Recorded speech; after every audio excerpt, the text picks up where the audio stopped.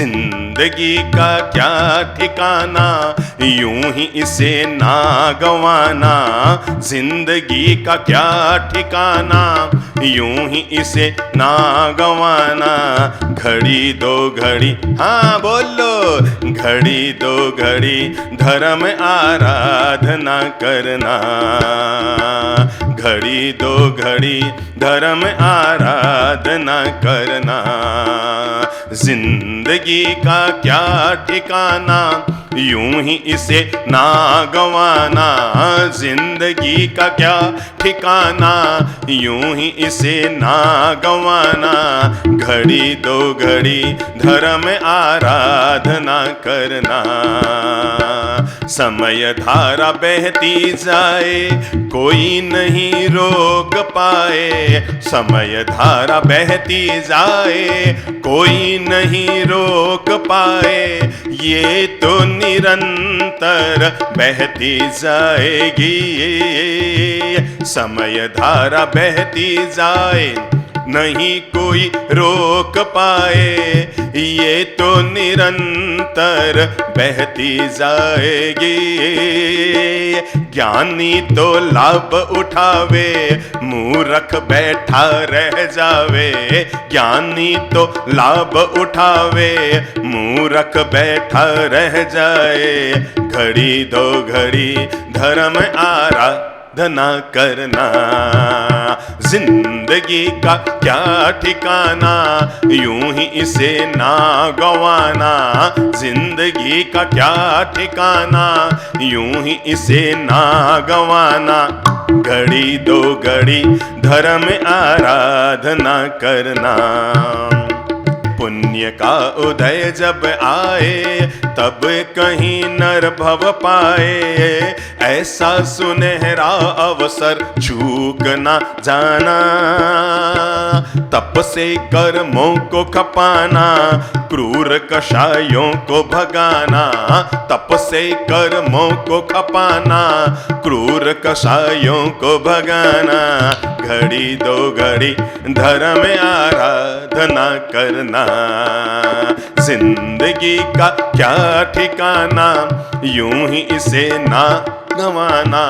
जिंदगी का क्या ठिकाना, यूं ही इसे ना गंवाना।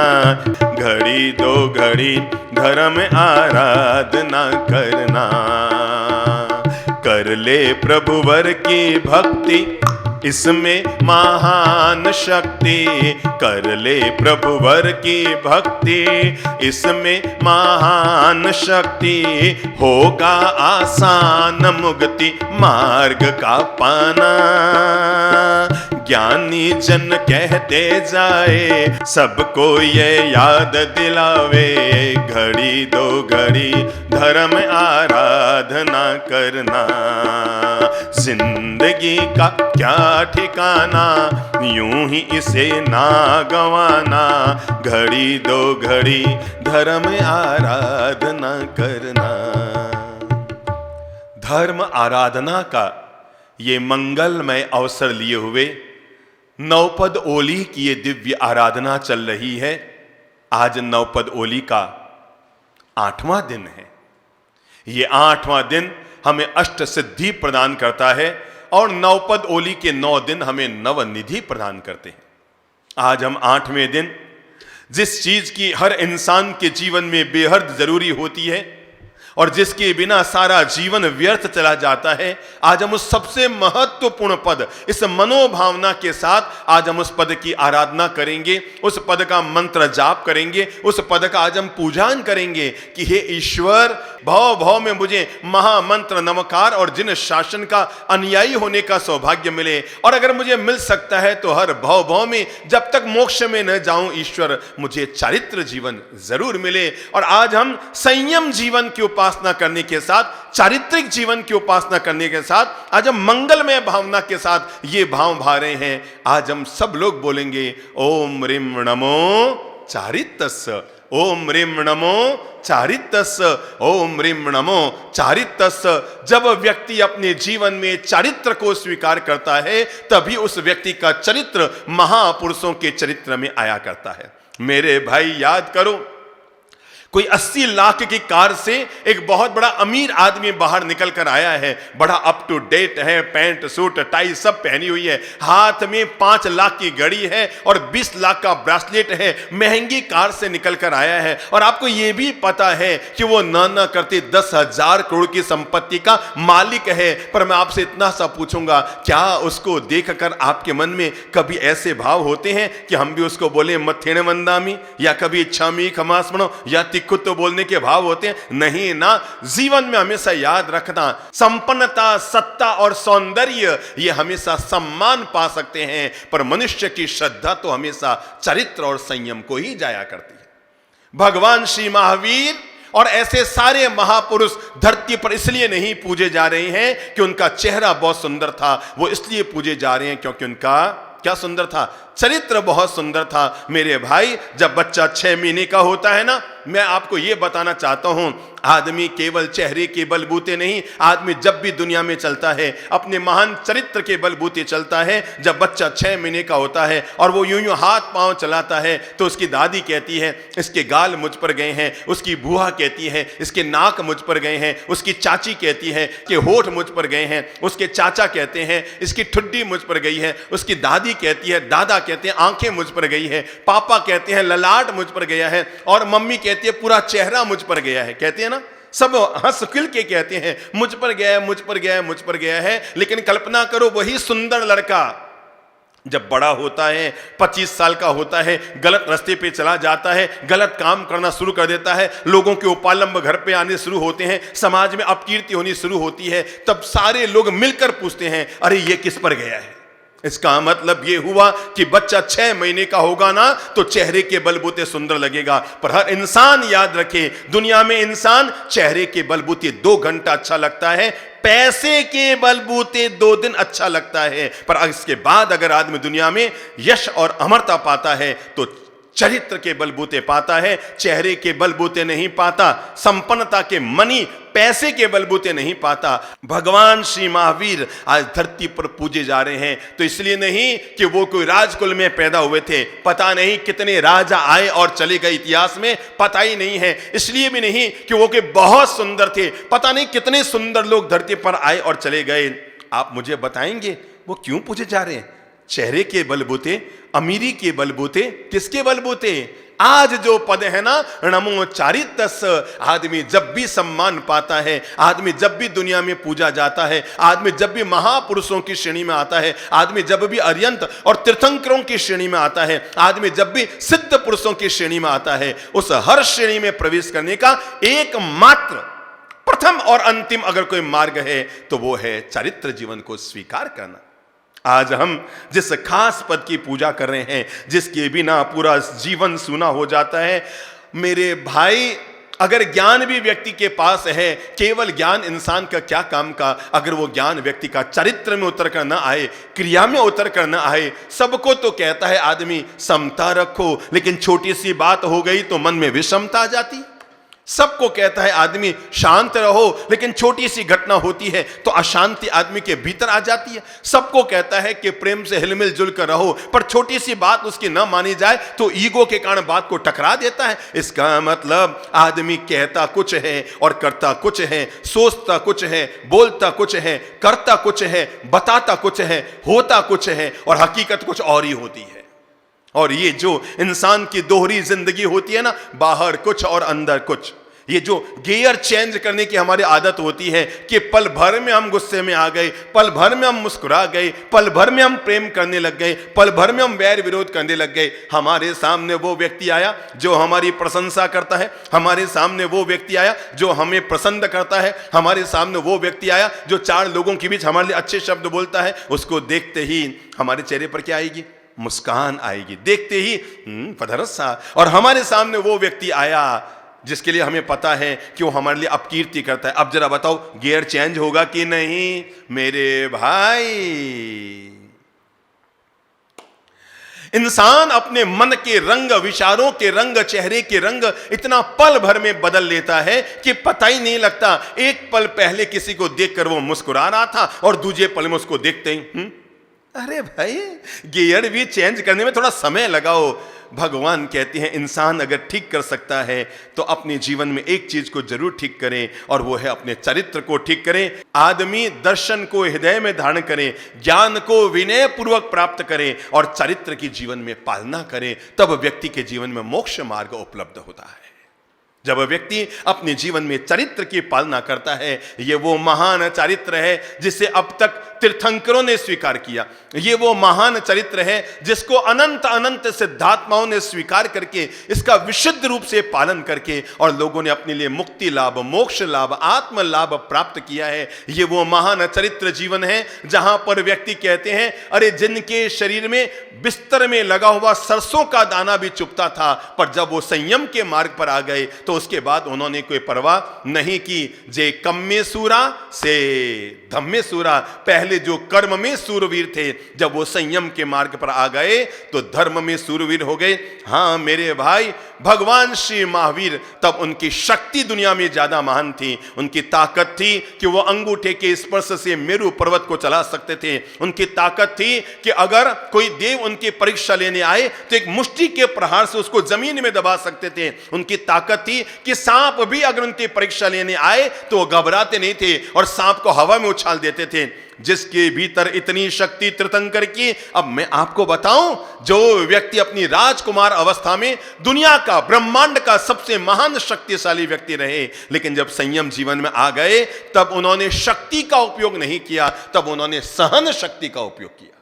और तब देखो, कान में कीले ठोके गए, शांत, है ना, कान में कीले ठोके गए, शांत। ग्वाले ने चाबुक उठाया उनको मारने के लिए, शांत। शूलपाणी यक्ष ने रात भर उनको तकलीफें दी, शांत। संगम देव ने 6 महीने तक, दुनिया के इतिहास में किसी महापुरुष के जीवन में इतने संकट नहीं आए होंगे जितने संकट अकेले भगवान श्री महावीर के जीवन में आए थे। पूरा जीवन, पूरा साधना काल उनका महान संकट और उपसर्गों से भरा रहा, लेकिन इसके बावजूद उनके जीवन के एक ही साधना थी, चरित्र की साधना, संयम की साधना, समता की साधना, शांति की साधना और उपसर्गों को सहन करने की सहन शक्ति की साधना। इसलिए संसार में आदमी को शक्ति मिल सकती है, पर संयम जीवन में आदमी को सहन शक्ति मिलती है। हम आज जब चारित्र पद की पूजा कर रहे हैं, चारित्र पद की आराधना कर रहे हैं, मैं आपको बता दूं, इस मुनि जीवन की अनगिनत महिमा है। पता नहीं कितने कितने जन्मों का शुभ कर्मों का उदय आता है।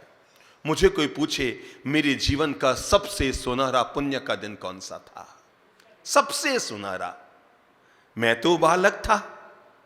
एक 10-11 वर्ष के बच्चे के भीतर क्या तो वैराग होगा और क्या राग होगा।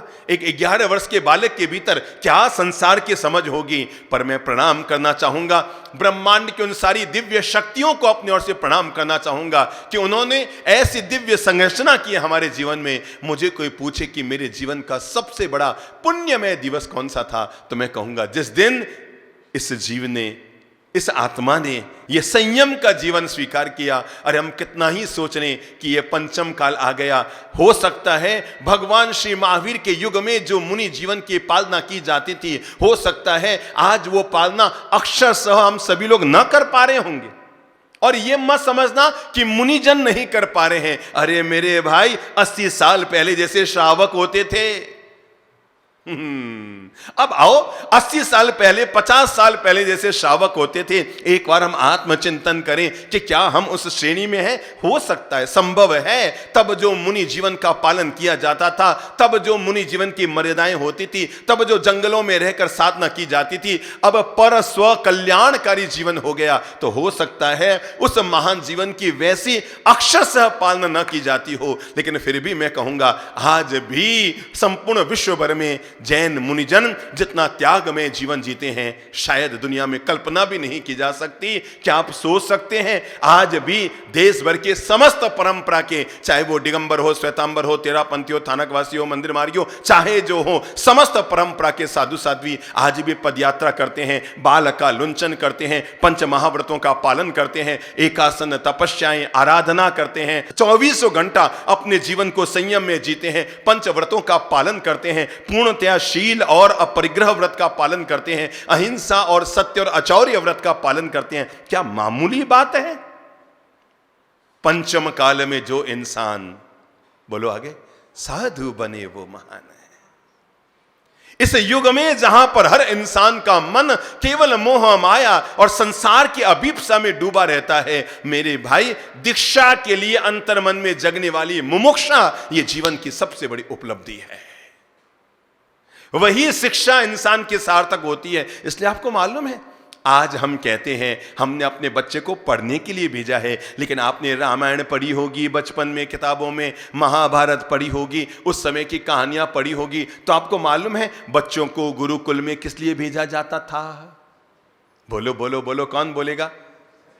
हैं? बच्चों को गुरुकुल में 2 शब्द बोले जाते थे एक साथ, नंबर 1 शिक्षा और नंबर 2 दीक्षा। यानी शिक्षा भी दी जाती थी और संस्कार भी दिए जाते थे। पहले के गुरुकुल ऐसे होते थे जहां पर व्यक्ति शिक्षा और दीक्षा दोनों साथ लेकर आते थे। इसलिए जब हम रामायण पढ़ते हैं ना, तो उसमें यह नहीं कहते कि चारों भाई शिक्षार्जन के लिए गए, कहते हैं उनको गुरुकुल में शिक्षा और दीक्षा दोनों को उपलब्ध करने के लिए भेजा गया। जितनी जरूरत है जीवन में शिक्षा, उतनी जरूरत है दीक्षा, और दीक्षा से पहले जरूरत है मुमुक्षा। जब व्यक्ति के भीतर मोक्ष की अभिलाषा जगती है, तब आदमी अपने कदम बढ़ाता है दीक्षा के लिए। ये तो वो परम पावन मार्ग है।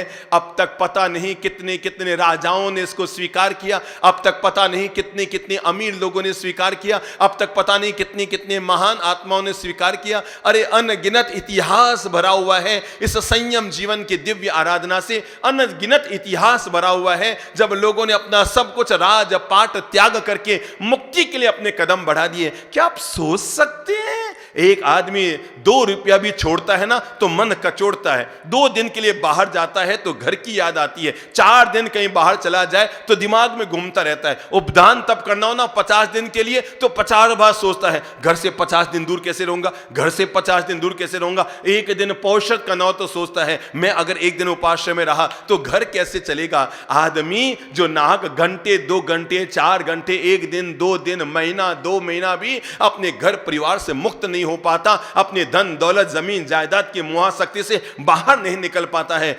वंदना करो उन संतों को, प्रणाम करो उन महासतियों को इस पंचम काल में जहां पर हर इंसान केवल खाओ पियो मौज उड़ाओ की जिंदगी जी रहा है, वहां पर अगर लोग संयम के मार्ग पर आ रहे हैं। और आज तो चमत्कार है, ये चमत्कार कैसे पढ़े लिखे युवक आ रहे हैं। इस जिन शासन में ऐसे ऐसे मुनिजन मिलेंगे, अरे कई बड़ी संख्या में मिल जाएंगे जिन्होंने सीए पास किया है, कई डॉक्टरेट मिल जाएंगे, कई एमबीए मिल जाएंगे, कई इंजीनियर पास मिल जाएंगे, पढ़े लिखे जिन्होंने 5-5 करोड़ का जॉब छोड़ा और जॉब छोड़कर मुनि जीवन में आए, और जिन्होंने 10-10 हजार करोड़ की संपत्ति छोड़ी और संपत्ति को छोड़कर मुनि जीवन में आए। सोचो, ये तो पंचम काल, कलयुग में ये सब हो रहा है। सतयुग में तो लोगों की आत्मा कितनी महान थी,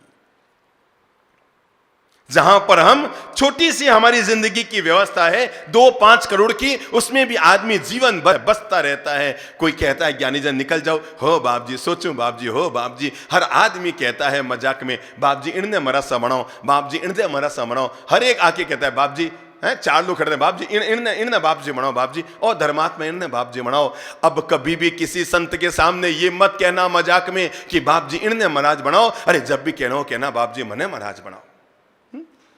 हम लोग मजाक में कह देते हैं बाप जी इन्हें दीक्षा दो, बाप जी इन्हें दीक्षा दो। ना बाबा ना, ये संयम का मार्ग है। ये मत कहो इन्हें बनाओ इन्हें बनाओ, ये कहो अरे मैं तो बनने को तैयार हूं। बाकी जो निकल कर आए संयम के मार्ग पर वही व्यक्ति निकल पड़ेगा जिसके भीतर धन्ना सेठ की तरह दरिया दिली है कि अगर पत्नी के आंख में से आंसू निकल गए और बात ही बात में कह दिया, धन्ना ने पूछा तुम्हारी आंख में आंसू क्यों, तो कहने लगी मेरा भाई सालिभद्र क्या कर रहा है, एक एक पत्नी का त्याग कर रहा है। 16 पत्नियों का उसने त्याग कर दिया, 16 और बची है और 16 दिन के बाद वो मुनि दीक्षा स्वीकार कर लेगा। धन्ना कहता है अपनी धर्म पत्नी से और कहता है लगता है तुम्हारा भाई संयम जीवन को स्वीकार करना चाह रहा है या इसको भी छोड़ने के लिए कोई, अरे जिसको छोड़ना होता है ना वो एक साथ छोड़ता है, एक एक करके थोड़ी ही छोड़ेगा। महिला की कमजोरी होती है, वो पति की लात सो सहन कर सकती है पर अपने पीहर के लिए बात सहन नहीं कर सकती। अगर छोटी सी कोई पीहर के लिए टिप्पणी कर दो तो उसको आग लग जाती है। और महिला ने झट से कहा, धन्ना की पत्नी ने, अरे वो तो 32 की बात कर रहा है, अरे तुम अपनी पत्नियों को छोड़कर बता दो। सुना तो आपने भी कई बार होगा, कहा तो आपने भी कई बार होगा अपनी पत्नी से, अपने परिजनों से, अरे एड़ो जीने की बजाय तो महाराज बन जाऊं। पर वो कहते ना, सुबह गया वापस शाम को वहीं का वहीं है, लौट के बुद्धू कहां आया, कहां आया, कहां आया, वापस घर का घर में आया। मुक्ति के लिए मनुष्य के मन में मुमुक्षा न हुई और धन्ना निकल पड़ा, सालिभद्र को साथ में लेकर निकल पड़ा। ये जिन शासन इतना धन्य है। और कहते हैं एक राजा जब युद्ध के लिए गया था, मंत्री उसका जिन शासन का उपासक था, युद्ध में विजय प्राप्त करके आए, पर उस विजय के दौरान मंत्री भयंकर घायल हो गया।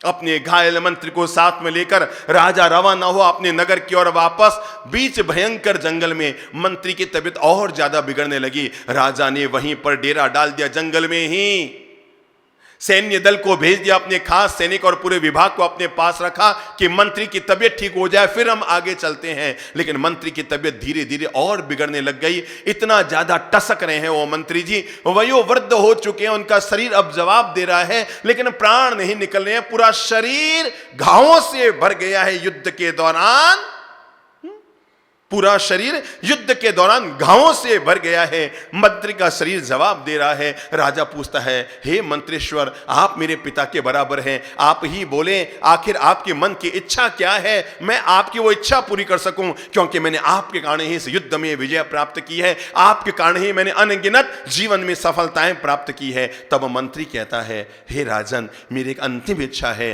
अब मेरे प्राण पखेरु उड़ने वाले हैं, मेरा आयुष्य अब लंबा नहीं है, मेरी अंतिम इच्छा राजन अगर आप पूरी कर सके तो इतनी सी पूरी कर दो, मैं मरने से पहले किसी निर्ग्रंथ मुनिराज का, किसी संत का दर्शन करना चाहता हूं, किसी पंच महाव्रतधारी संत का दर्शन करना चाहता हूं, उनकी पूजन अर्चना करना चाहता हूं, उनकी बड़ी मांगलिक सुनकर अपने प्राणों का विसर्जन करना चाहता हूं। कहानी कहती है कि तब राजा चारों तरफ मुनि की तलाश करता है, पर मुनि कहीं नजर नहीं आते, संत कहीं नजर नहीं आते। पदयात्री संत भला हर जगह थोड़ी ही मिल पाएंगे। चारों ओर जंगल में चारों ओर मुनि की तलाश की जाती है। मंत्री दिन भर टसके जा रहा है, हाँ हो रहा है, पर उसके प्राण नहीं निकल रहे हैं। राजा को लगा कुछ न कुछ करना पड़ेगा, और तब राजा ने अपने सबसे विश्वसनीय गुप्तचर को एक काम सौंपा कि तू जाएगा, ये मंत्र याद करके आ जाएगा, मंगल पाठ के बाल मुंडवा लेगा, ये मुनि के वस्त्र पहन के आ जाएगा, और तुझे मैं मुनि के रूप में मंत्री के सामने पेश कर दूंगा। पर सावधान, राज नहीं खुलना चाहिए, और मैं इस काम के लिए तुम्हें 10,000 स्वर्ण मुद्राएं दूंगा। धन के लोभ में आया हुआ वो गुप्तचर राजा का सबसे विश्वसनीय, उसने कहा, महाराज चिंता मत करो, मैं इतना जबरदस्त अभिनय करूंगा कि आप भी नहीं पहचान पाएंगे कि मैं साधु बन के आया हूं।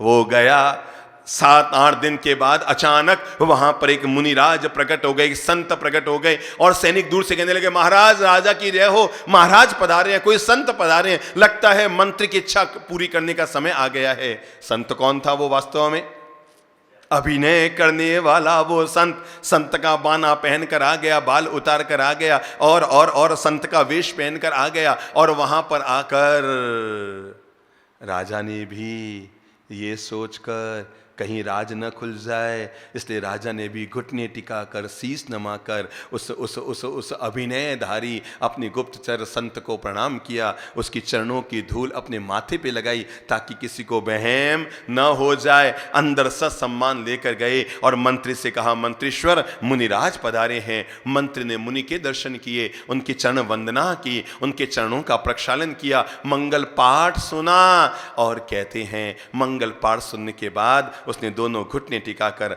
हाथ जोड़कर शीश नमाकर उस वयोवृद्ध मंत्री ने उस संत के श्री चरणों में अपना शीश झुकाते हुए उनके अंगूठे से अपना माथा लगाया और अपनी दोनों आंखों का स्पर्श किया, और कहते हैं वही मंत्री लुढ़क गया। राजा ने समझा, मतलब मैंने मंत्री की अंतिम इच्छा पूरी कर दी। राजा झट से उस संत को अपने तंबू में लेकर गया और कहा, थैंक यू भैया, थैंक यू भैया, थैंक यू, तूने काम कर दिया। मंत्री इतना तड़फ रहा था, ये मेरे जीवन भर सुख दुख का साथी रहा, मैं चाहता था इसकी मृत्यु सही हो जाए। कोई दिक्कत नहीं, अब तू यहां से चला जा और अपने कपड़े बदल कर आ जाना, ये 10,000 स्वर्ण मुद्राएं तेरी। उसने कहा महाराज कौन सी 10,000 स्वर्ण मुद्राएं? अरे महाराज, जिस मुनि जीवन को अरे नगर के राजा ने घुटने टिका के प्रणाम किया, और जो मंत्री मुझे दिन भर डांट डपट किया करता था, उस मंत्री ने जिस मुनि जीवन को देखकर उसके चरणों में अपने प्राणों का त्याग किया, महाराज अब मैं धन के लोभ में नहीं आऊंगा, मैं इस मुनि जीवन की आन बान शान रखूंगा और मैं आजीवन अब उस मुनि जीवन को ही जीऊंगा। अब मैं वापस धन के लोभ में आकर संसार में नहीं जाऊंगा, मैं इस मुनि जीवन की आन बान और शान रखूंगा। अरे मेरे भाई, लड्डू के लोभ में भी संत बनने वाला एक भिखारी इस मुनि और संयम जीवन की महान महिमा है कि जिसके कारण मल करके जैन धर्म का सबसे महान राजा संप्रति बनता है, जिसने 1.25 लाख मंदिर और 1.25 करोड़ प्रतिमाएं बनाई थी। लड्डू के लोभ में एक भिखारी जब संत जीवन को स्वीकार करता है, और केवल एक दिन का संत जीवन स्वीकार करने वाला भिखारी भी अगर मरकर दुनिया का सबसे महान राजा, जब आज भी हम कोई प्राचीन मूर्ति देखते हैं तो जड़ से कहते हैं राजा संप्रति कालीन मूर्ति है, कहते हैं ना, प्राचीन मूर्ति देखते ही वही राजा संप्रति बना। ये संयम जीवन की अद्भुत महिमा है। तभी तो उपाध्याय देवचंद्र जी महाराज गाया करते थे, चक्रवर्ती ते अधिक सुखी जे मुनि चारित्र लीन। दुनिया में सबसे सुखी कौन? तो कहते हैं अमुक गृहस्थ के और, के अमुक व्यक्ति के और, के अमुक व्यक्ति के और, के अमुक अमुक राजा के और, के अमुक चक्रवर्ती। देवचंद जी को पूछा गया चक्रवर्ती से भी ज्यादा सुखी कौन? तो उन्होंने कहा जिस व्यक्ति ने जीवन में चरित्र को स्वीकार कर लिया, संयम को स्वीकार कर लिया। जहां संयम पंथे दीक्षार्थी, तारो पंथ सदा उजवाड़ बने, जंजीर हती जे कर्मोनी ते मुक्ति नी वरमाड़ बने। जो तुम्हारी कर्मों की जंजीर है इस दुनिया में, अपने मन को तैयार कर ले। कोई जरूरी नहीं है कि अगर आप 20 साल में न बन पाए तो अब नहीं बन सकते, कोई जरूरी नहीं है कि आप 30 साल में न निकल पाए तो नहीं निकल सकते, कोई जरूरी नहीं है कि आप 50 साल में न निकल पाए तो नहीं निकल सकते, कोई जरूरी नहीं है कि आप 60 साल में न निकल पाए तो नहीं निकल सकते। निकलने की उम्र नहीं होती, निकलने की तो मनोदशा होती है। इसलिए हर व्यक्ति को यह मनोभाव, आज चारित्र पद की पूजा करते हुए मनोभाव बाना चाहिए कि मैं भी अपने जीवन में संयम को स्वीकार करूं। और जब तक उस मार्ग पर न चलें, हर व्यक्ति को अपने जीवन में 3 प्रकार के संयम को जीना चाहिए। मन का संयम, वचन का संयम और काय का संयम। अपन कहते हैं ना मनोगुप्ती, बोलो आगे, वचन गुप्ती, आगे काय गुप्ती। ये जो 3 गुप्तियां हैं, 5 समिति और 3 गुप्तियों का जो पालन करता है वो मुनि जीवन के दिव्य मार्ग पर चलता है। आज की तारीख में हम संकल्प ले सकते हैं, मैं 3 शब्द, मन का संयम, अपने मन को हमेशा निर्मल रखूंगा। आज मेरे लिए संभव नहीं है कि मैं कपड़ों को बदलकर संत बन सकूं, आज मेरे लिए संभव नहीं है कि मैं संसार को छोड़कर मुनि जीवन को स्वीकार कर सकूं। मेरा मन इतना मजबूत नहीं है। हाँ, मैं बातें धर्म की बहुत ऊंची ऊंची करता हूं, चर्चाएं बहुत ऊंची ऊंची करता हूं, लेकिन जैसे ही निकलने का मन आता है, मुक्त होने का मन आता है, मेरा मन कमजोर पड़ जाता है। आज मेरा मन नहीं है कि मैं निकल सकूं, लेकिन आज भी मैं पहला संकल्प लेता हूं, मैं मन को संयम पूर्वक जीऊंगा। अपने मन में कभी भी किसी भी प्रकार का कोई गलत भाव पैदा नहीं करूंगा। मैं अपने मन से कभी किसी का अहित नहीं करूंगा। मैं अपने मन से कभी किसी के लिए गलत चिंतन नहीं करूंगा। मैं अपने मन में कभी भी गलत विकार पैदा नहीं करूंगा। मैं अपने मन में कभी भी कषाय की वृत्ति नहीं जगने दूंगा। मैं अपने मन को निर्मल करूंगा। और तभी तो कहते हैं मन चंगा तो कटौती में गंगा। इसका मतलब क्या हुआ? जिस आदमी का मन चंगा, चंगे का मतलब निर्मल, पवित्र होता है। मुझे नहीं मालूम किस मंदिर में कौन से भगवान रहते हैं, पर एक बात तय है, जिसका मन निर्मल होता है उसमें तो दुनिया भर के सारे भगवान रहते हैं। दुनिया में जितने भगवान होते हैं उनका एकमात्र बसेरा होता है मनुष्य का निर्मल हृदय, मनुष्य का पवित्र मन, जहां पर स्वयं परमात्मा का बसेरा होता है। इसलिए जिसका मन निर्मल और पवित्र है वो व्यक्ति तो चलता फिरता मंदिर है।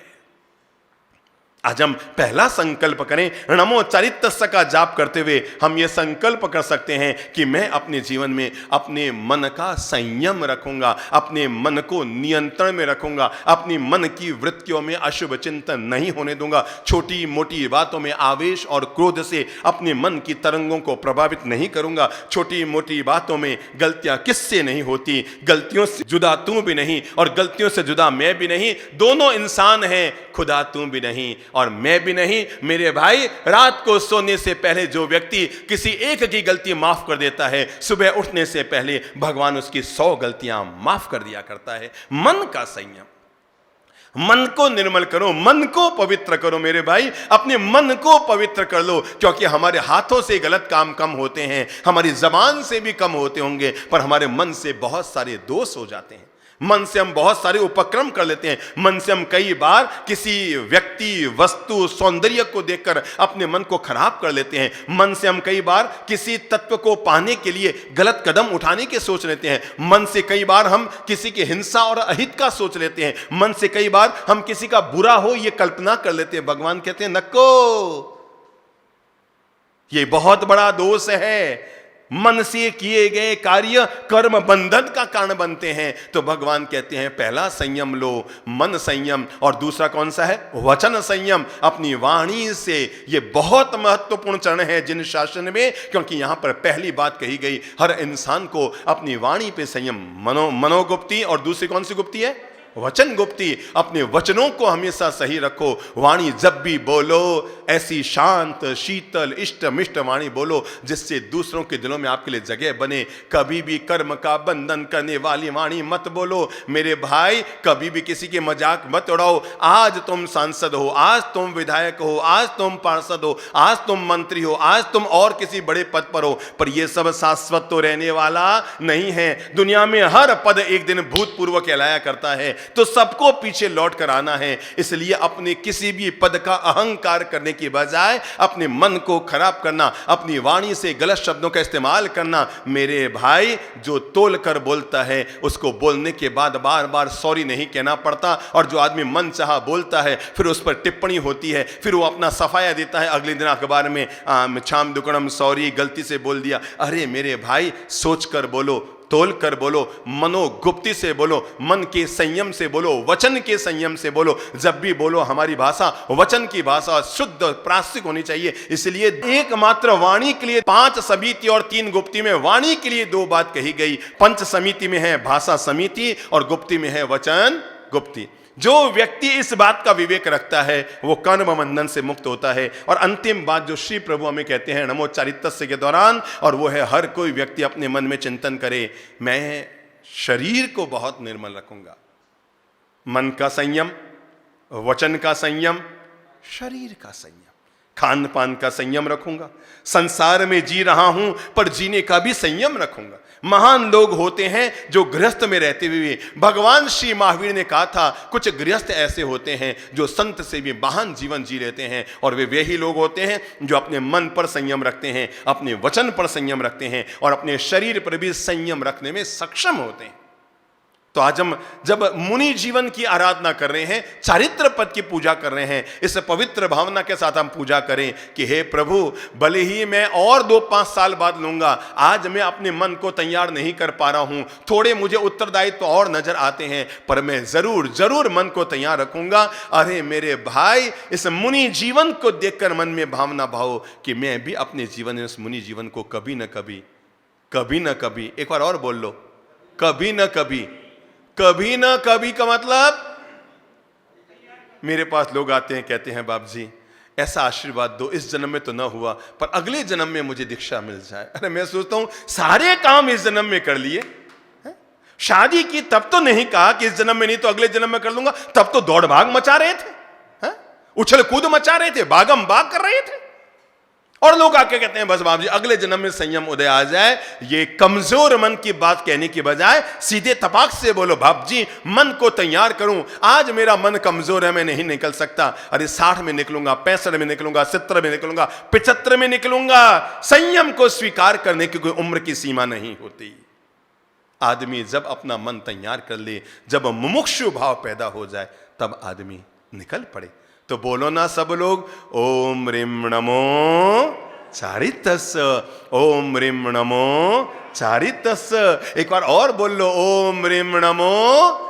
मैं चारित्र पद को प्रणाम कर रहा हूं इस दिव्य भावना के साथ कि मेरे जीवन में भी कभी न कभी इस निर्मल चरित्र का, इस निर्मल संयम का, इस निर्मल मुनि जीवन का मार्ग का, ये मोक्ष का मार्ग मेरे जीवन में भी प्राप्त हो। तभी तो कहते हैं छोड़वा जेवू संसार और पावा जेवू संयम। दुनिया में अगर छोड़ने लायक कोई चीज है तो इंसान एक दिन संसार को छोड़ दे, और अगर जिंदगी में पाने लायक कोई चीज है तो वह है इंसान संयम को प्राप्त कर ले। किसको प्राप्त कर ले? संयम को प्राप्त कर ले। नियम हमेशा दूसरों से प्रेरित होता है और संयम हमेशा आत्मा से प्रेरित होता है। मनोभाव करें। हम अब प्रवेश करते हैं श्रीपाल और मैना सुंदर की दिव्य कथा में। कहते हैं श्रीपाल जब उसको आकर के किसी राहगीर ने बताया कि अमुक पास में नगर है कांचनपुर नगर, और जहां के वज्रसा राजा है, कंचनमाला उनकी रानी है और त्रैलोक्य सुंदरी नामक उनकी बेटी है, उसका कल ही स्वयंवर होने वाला है, यहां से 30 योजन दूर नगर है। श्रीपाल कुमार तो कुतूहल के लिए घर से निकले थे, अपने भाग्य की परीक्षा करने के लिए निकले थे, और उस समय एक से ज्यादा विवाह करने की पूरे देश में परंपरा थी। और तब कहते हैं कि श्रीपाल ने तो तब अपने कदम बढ़ाए, अगले दिन वही चिंतन किया, और चिंतन करते ही पहुंच गए कहां पर? स्वयंवर मंडप में पहुंच गए, और वही उन्होंने कुतूहल करने के लिए अपना कुबड़े का रूप बनाया। कुबड़े का रूप बनाया, स्वयंवर मंडप में पहुंच गए। बड़ी मुश्किल से वे वहां पर अंदर पहुंच पाए, क्योंकि वहां तो राजा महाराजाओं के लिए जगह बनाई थी, राजकुमारों के लिए जगह बनाई थी, और उसी स्वयंवर मंडप में कुबड़ा भी पहुंच गया। खास बात ये, श्रीपाल कुबड़ा, सबको तो कुबड़ा नजर आ रहा था, लेकिन कन्या को क्या अपने मूल स्वरूप में नजर आ रहा था। कन्या तो उसे देखते ही मन वर्ण कर चुकी थी, और तब कहते हैं सबका एक एक का परिचय कराया जा रहा था। कन्या हाथ में माला लिए हुए त्रैलोक्य सुंदरी आगे आगे बढ़ी जा रही थी, और जैसे ही कुबड़े के पास पहुंची थी, दासी ने कोई परिचय नहीं कराया, कहा ये कुबड़ा पता नहीं कहां से आ गया है, पर पता नहीं उसके दिव्य सौंदर्य, दिव्य आभा में जीवन से प्रभावित होकर तब त्रैलोक्य सुंदरी ने अपनी वरमाला कहां डाल दी? श्रीपाल के गले में डाल दी। पहले सब राजकुमारों ने कहा यह हमारा अपमान है, लेकिन अंततः उन सब राजकुमारों पर श्रीपाल विजय प्राप्त करता है। तब त्रैलोक्य सुंदरी का पिता कहता है, हे कुबड़े, तुम्हारे शौर्य को देखकर लगता है तुम कोई सामान्य इंसान नहीं हो, अपने वास्तविक स्वरूप में हमें नजर आओ। तब कुबड़ा अपना वास्तविक स्वरूप बनाता है। श्रीपाल के अद्भुत सौंदर्य, अद्भुत शक्ति, अद्भुत पुरुषार्थ को देखकर राजा बड़ा प्रभावित होता है। अब श्रीपाल कुमार का त्रैलोक्य सुंदरी से विवाह हो गया, अब वो वहीं रह रहे हैं। संयोग की बात की ऐसे ही वहां पर एक राहगीर का आगमन हुआ। बगीचे में श्रीपाल कुमार बैठे थे, बात ही बात में श्रीपाल ने उससे पूछा, दुनिया में कोई नई चीज भी देख कर आए हो क्या? आने वाले आगंतुक ने कहा, हे राजकुमार, यहीं से थोड़ी दूरी पर एक दलपत्तन नाम का नगर है, वहां पर धरापाल नाम का राजा है, उसकी 84 रानियां हैं और उसकी पटरानी हैं, बड़ी गुणमाला पटरानी है, और उनके एक ही बेटी है जिसका नाम है श्रृंगार सुंदरी। श्रृंगार सुंदरी, अरे नाम के तो सुंदर है ही है, जीवन की भी सुंदर है, और वो अद्भुत प्रतिभा संपन्न है, अद्भुत ज्ञानी है, पंडित है, पंडित। उसके 5 दासियां हैं, एक का नाम है पंडिता, एक का नाम है प्रगुणा, एक का नाम है विचक्षणा, एक का नाम है निपुणा और एक का नाम है दक्षा। ये 5 तो उसकी दासियां हैं, और वो दासियां भी इतनी पढ़ी लिखी है। और तब उस राजकुमारी ने प्रतिज्ञा कर ली है कि जो कोई व्यक्ति भी राजसभा में आकर जो पुतलियां हैं उन पुतलियों से उनके प्रश्नों का जवाब दिला देगा, वो उनके साथ विवाह करेगी। राजन, कितने ही लोग अब तक वहां आ चुके हैं, कितने ही राजकुमार आ चुके हैं, वापस जा चुके हैं, तुम भी चाहो तो अपनी भाग्य की परीक्षा कर लो। श्रीपाल कुमार ने अगले दिन चिंतन किया, दलपत्तन नगर पहुंच गए, और वहां पर जाकर राजसभा में पहुंचे, और वहां पर जाकर उन्होंने पुतलियों से ही एक वाक्य की पूर्ति, संवाद की पूर्ति करवा दी, और परिणाम निकल कर आया। तब श्रीपाल कुमार की शादी, वहां पर विवाह श्रृंगार सुंदरी के साथ हो गया। अभी और यात्रा बाकी है। कहते हैं एक दिन राजकुमार वहां बैठे थे श्रीपाल कुमार कि तभी एक और किसी पंडित का उधर से गुजरना हुआ, और बात ही बात में उसने बताया कि यहां से थोड़ी दूरी पर कोल्लागपुर नामक एक नगर है जहां पर पुरंदर राजा राज्य करता है, और उसकी बेटी का नाम है जय सुंदरी, और वहां पर राधा वेद का आयोजन है। राधा वेद वही होता है जहां पर कठपुतली चलती रहती है, नीचे पानी में देखना होता है, 4 चक्र उत्तर की तरफ चलते हैं, 4 चक्र दक्षिण की तरफ चलते हैं, उन चक्रों के बीच में से राधा वेद कहना उसको होता है जहां पर एक लकड़ी की पुतली ऊपर घूम रही होती है और नीचे पानी में देकर बाण चलाना होता है, और वो 8 चक्रों को पार करके बाण उस पुतली के आंख में जाकर लगना होता है। उसको राधा वेद कहते हैं। श्रीपाल कुमार ने सोचा चलो आगे आगे गोरख जागे, अपन और चलते हैं, देखते हैं आगे क्या होता है। और कहते हैं तब श्रीपाल कुमार कोल्लागपुर नगर में आ जाते हैं और वहां पर राजा पुरंदर के यहां राधा वेद का आयोजन होता है और वो उसे साधने में सफल हो जाते हैं। तब श्रीपाल कुमार का विवाह जय सुंदरी के साथ संपन्न होता है और इस तरह श्रीपाल के कुल 8 विवाह संपन्न हो गए। एक दिन श्रीपाल कुमार राजकुमार अपने महल में बैठे हैं, सोचते हैं इतने महीने और वर्ष बीत गए मुझे अपने नगर को छोड़े हुए, मेरी माँ मुझे कितनी याद कर रही होगी। अरे आज ये रिद्धि सिद्धि सारी मिली है, जिसके पुण्य प्रभाव से मिली है मैना सुंदरी, अब मुझे उसके पास जाना चाहिए। और तब श्रीपाल कुमार को रानी कमल प्रभा एंड धर्मपत्नी मैना सुंदरी की याद सताने लगी और तब उन्होंने सारे राजाओं के यहां संदेशा भिजवाया। जहां जहां पर वो विवाह कर करके आए थे सबको संदेशा भिजवाया कि सभी लोग अपनी अपनी बेटियों को यहां पर भेज दें। अब मैं वापस मालवा की तरफ, उज्जैनी नगर की तरफ जाना चाहूंगा। मैंने बहुत भाग्य की परीक्षा कर ली, बहुत यात्राएं कर ली, अब मुझे अपनी ही मां की और मुझे अपनी ही मैना सुंदरी की याद सता रही है। धीरे धीरे करके अलग जहां जहां राजकुमारियों से उनका विवाह संपन्न हुआ, वे सब के सब मदन सेना, मदन मंजूषा, मदन मंजरी, त्रिलोक्य सुंदरी हैं, जय सुंदरी हैं, तिलक सुंदरी, सारी की सारी तब वहां पर इकट्ठी हो गई। और फिर यहां से विशाल सैन्य दल को लेकर, क्योंकि जहां जहां उनका विवाह हुआ था हर राजा ने अपनी तरफ से अपार संपत्ति उनको दी, विशाल सैन्य दल उनको दिया। किसी ने नर्तकों का दल दिया, किसी ने नृत्याओं का दल दिया, किसी ने अलग अलग अलग अलग तरह के उनके साथ सैन्य समूह दिए। और विशाल सैन्य समूह को लेकर जैसे कोई चक्रवर्ती राजा चलता है, ऐसे श्रीपाल कुमार ने मालवा की और उन्होंने वापस प्रस्थान शुरू किया।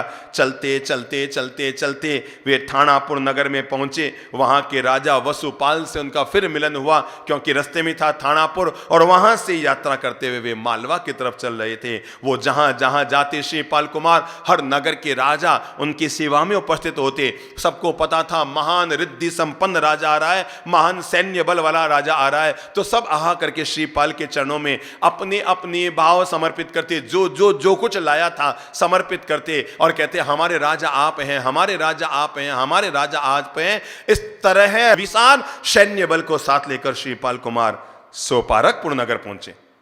सोपारकपुर नगर पहुंचे तो जहां हर शहर का राजा उनसे मिलने के लिए आ रहा था, लेकिन दिन भर जब प्रवास किया तब भी सोपारकपुर नगर का राजा उनसे मिलने के लिए नहीं आया। श्रीपाल कुमार ने मंत्रियों से पूछा क्या बात है, इस नगर के राजा को हमारे आगमन की सूचना नहीं है, क्या इस राजा को कोई संकट है, कोई दिक्कत है? तब वो सारे मंत्रीगण कहते हैं इस नगर का राजा भी आपको बहुत पसंद करता है, वो भी आपकी सेवा में आज उपस्थित होने वाले ही थे, लेकिन संयोग की बात ये रही इस नगर के राजा का नाम है राजा महासेन और उनकी पत्नी का नाम है तारा सुंदरी और उनकी एकमात्र बेटी है जिसका नाम है तिलक सुंदरी। हे राजकुमार श्रीपाल राजन, उस तिलक सुंदरी आज सुबह सुबह ही जब वो बगीचे में फूलों को चुनने के लिए गई थी तभी उसको सांप ने डंक मार दिया। अनेक तांत्रिक, मांत्रिक, यांत्रिक सबको बुलाया गया है और 1000 उपाय कर लिए राजा ने, पर जहर शरीर से नहीं निकला और राजकुमारी की मृत्यु हो गई है।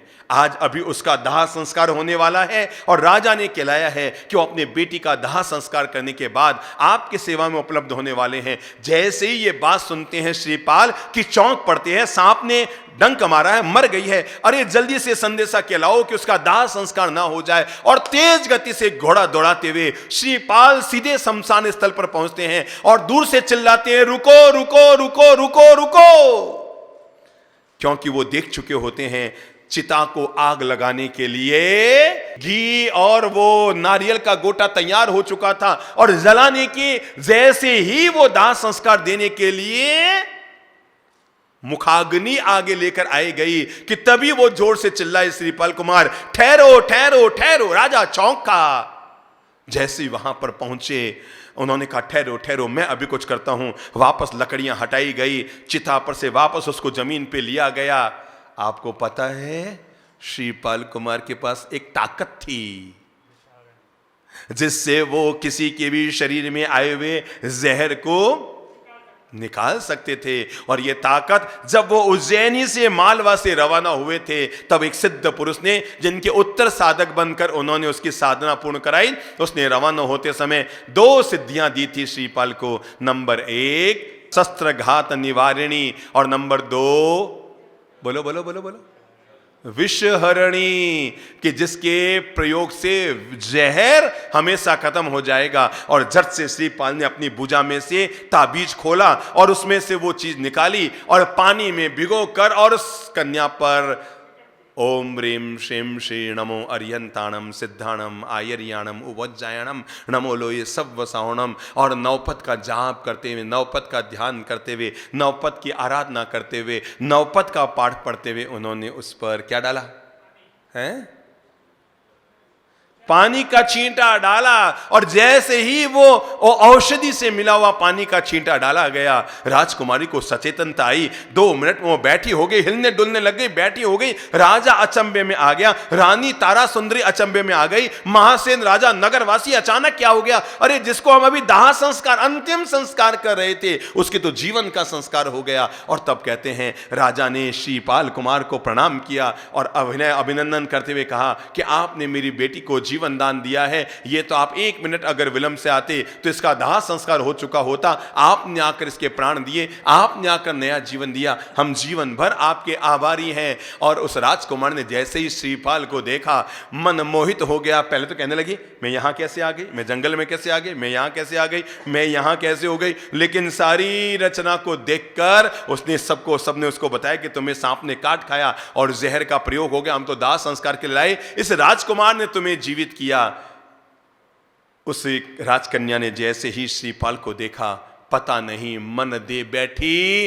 राजा ने अपनी बेटी के मन को पढ़ा और राजकुमार से अनुरोध किया, शमशान स्थल पर ही आपने इसको जीवन दिया है, इसलिए अब ये आपकी होगी, इसका विवाह हम आपके साथ करना चाहते हैं, आप हमें रजा दें। और श्रीपाल कुमार का अंतिम विवाह राजा महासेन की पुत्री तिलक सुंदरी के साथ संपन्न हुआ। इस तरह ये 9 राजकन्याओं के साथ, यानी एक के साथ तो करके निकले थे और अपनी यात्रा में 8 और राजकन्याओं के साथ तब श्रीपाल कुमार का विवाह संपन्न हुआ।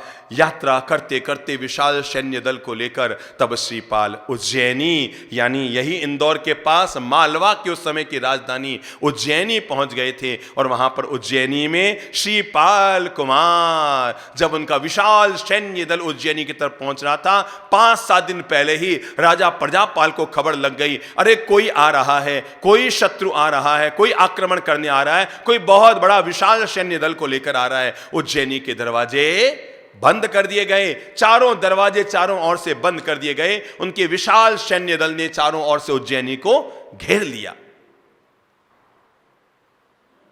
इधर रात को श्रीपाल कुमार जो उज्जैनी नगर के बाहर है, उनके मन में भाव पैदा हुए कि मुझे कल तक की इंतजारी कौन करे, मैं तो अभी जाकर मां से और मैना से मिलकर आऊंगा। उनके पास तो विद्या थी, पल भर में हवा में उड़े और पहुंच गए कमल प्रभा मां और मैना सुंदरी के महल के बाहर।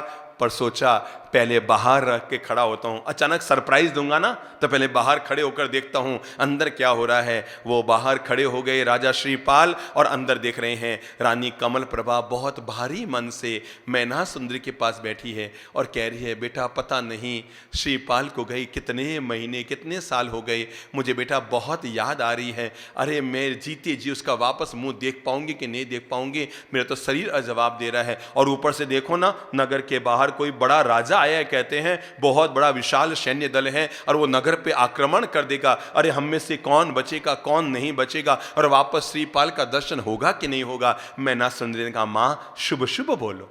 अरे जब सिद्ध चक्र का ध्यान हमारे अंतर्मन में है, महामंत्र नमोकार हमारे साथ है, तो भला दुनिया में हमारा क्या बिगड़ सकता है। आप निश्चिंत रहो, कोई अहित नहीं होगा। और आज जब मैं आरती कर रही थी ना, तो आज भी आरती करते करते पता नहीं मेरे मनोभाव में बहुत आनंद आ रहा था और मेरी बाईं आंख बहुत फड़क रही थी। मुझे तो लगता है मां आप जो अपने बेटे को याद कर रहे हैं, बहुत जल्दी ही अब उनके आने की कोई न कोई सूचना आने वाली है, क्योंकि आज जब मैं भगवान की सिद्ध चक्र पद की जब मैं आरती कर रही थी तो आरती करते करते मुझे बहुत आनंद प्रमोद भाव आ रहा था, मन में बहुत खुशी उमड़ कर आई थी। ऐसा लग रहा था आज कोई बहुत बड़ी खुशी की खबर आने वाली है। मां ने कहा, बेटा कौन सी खुशी की खबर, हमारे तो शत्रुओं ने नगर को घेर लिया है। अरे मां मुझे नहीं पता, पर कोई न कोई खुशी की खबर जरूर आएगी। और जैसे ही मैना सुंदरी कहती है कोई न कोई खुशी की खबर जरूर आएगी कि कूदता हुआ श्रीपाल अंदर पहुंच जाता है कक्ष में और कहता है कोई नहीं कोई खुशी की खबर, लो आ गई है खुशी की खबर। और जैसे ही मैना श्रीपाल को देखती है, जैसे ही कमल प्रभा अपने बेटे को देखती है, चौंक जाती है, आनंद से भर जाती है,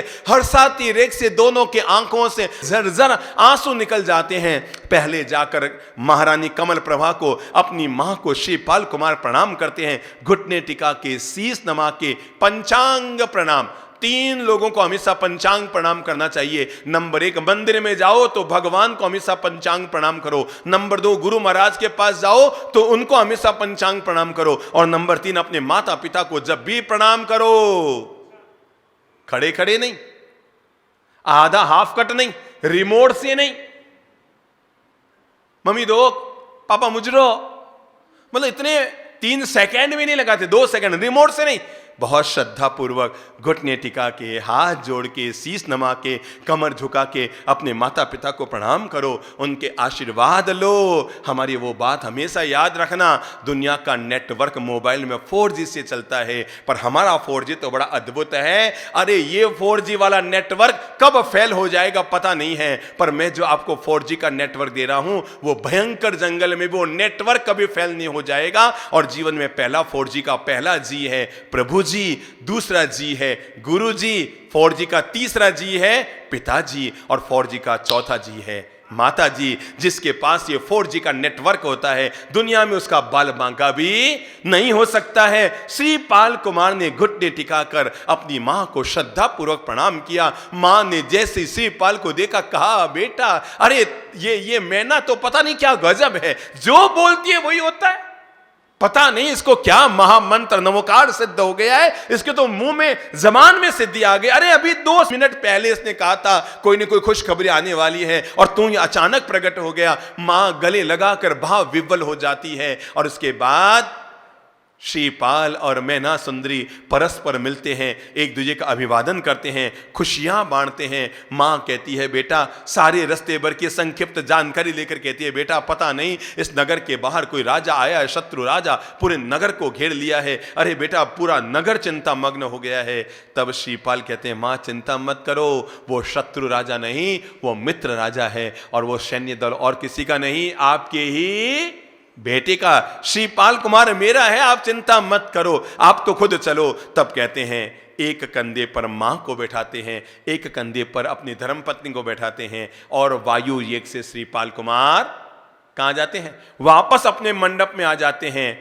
अगले दिन श्रीपाल कुमार पूछते हैं मैना सुंदरी से, बोलो नगर में कैसे प्रवेश करना है, तुम जो चाहो, ये सारी संपत्ति, ये सारा यश, ये सारी सत्ता सिर्फ तुम्हारे कारण है, इसलिए तुम जो चाहो वैसे नगर में प्रवेश करेंगे।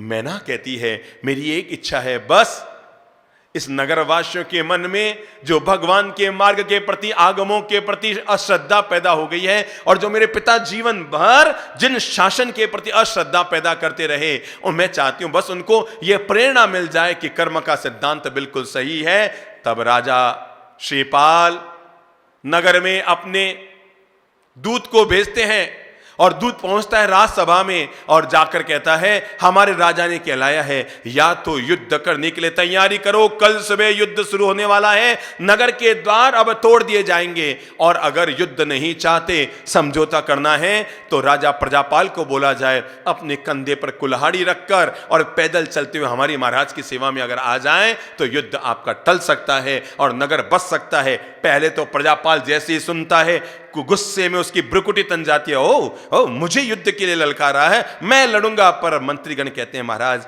उनके सामने अपन 5% भी नहीं है, वो इतना बड़ा विशाल सैन्य दल है कि हमारा पूरा नगर का सैन्य दल 5% भी नहीं है। अरे 2 घंटा में वो विजय प्राप्त कर लेंगे, हमारी हार तय है। इसलिए दूत जो समझौता लेकर आया है उसे मानने में हमारी भलाई है। और कहते हैं अंततः यही निर्णय होता है कि कल सुबह राजा प्रजापाल अपने कंधे पर कुल्हाड़ी लेकर दूत के साथ कहलाया जाता है कि हमारे राजा कल आपके यहां आएंगे, कंधे पर कुल्हाड़ी लेकर आपकी अधीनता स्वीकार करने के लिए आएंगे। श्रीपाल की कथा और नया मोड़ लेगी। अभी तो ये देखना है, प्रजापाल वहां जाते हैं, श्रीपाल कुमार क्या अपना खोया हुआ राज्य, चंपानगर राज्य, वो वापस प्राप्त कर पाते हैं कि नहीं कर पाते हैं। और खास बात हमें ये जाननी बाकी है, आखिर श्रीपाल कुमार ने अपने पिछले जन्म में कौन कौन से ऐसे कर्म किए थे कि राजा के घर में पैदा होकर भी कोढ़ी का रूप लेना पड़ा, और कोढ़ी की शादी भी वापस राजकुमारी के साथ हो गई, और वापस अपने भाग्य की परीक्षा करता करता जिस राज्य को 5 साल की उम्र में खोया था, उसी राज्य को वापस हासिल कर पाना, यह सब आखिर उनके जीवन में क्यों और कैसे हुआ, ये जो पूर्व जन्म की उनकी घटना है, इसके बारे में हम कल जानकारी प्राप्त करेंगे।